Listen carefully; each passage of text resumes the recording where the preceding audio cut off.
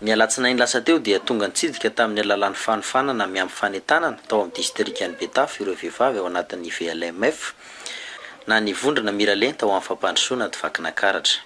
No tanterahina tao amin'ny efitrano malalaky ny commune Andrenivohitra Betafy izany. Nanentana ireo vehivavy rehetra tao anatin'ny distrikan'ny Betafy izy ireo mba handray andraikitra eo anivon'ny fiarahamonina ary hampiatra ny miralenta.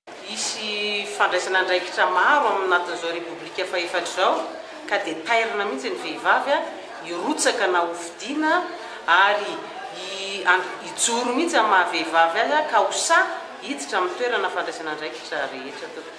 Ny andrandraina mpifana zany dia ho maro amin'ireo vehivavy ireo ny hiditra tsehatra ho iaho teo amin'ny fandraisana andraikitra na ho any amin'ny filohan'ny fokotany na any amin'ny filakevitry ny commune na ho amin'ny ben'ny tanàna na misehatra maro hafa ihany. Tsy manao politika velively ny VMLF.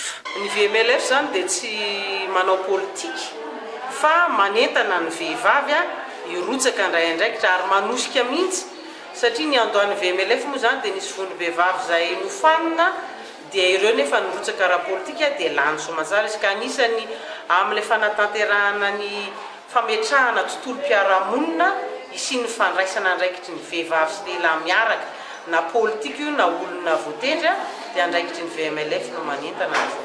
Hita fa mbola manjavozavo amin'ny olona rehetra ny atao hoe miralenta, izany no anton'izao fampiofanana izao. Efa nisy tanjona napetraka niaraka taminay izay mpanohana anay ara-teknika sy ara-bola amin'ny fanatratrarana ny hoe amin'ny taona 2024 dia hitovy ny lehilahy sy ny vehivavy mandray andraikitra na ho politika io na tsy ho politika. Nafitrika tamin'ny fandraisana anjara ireo mpiofana ary vonona ny anohy ny fanentanana sy ny fampiasana ny miralenta any anivony sehatra misy azy avy.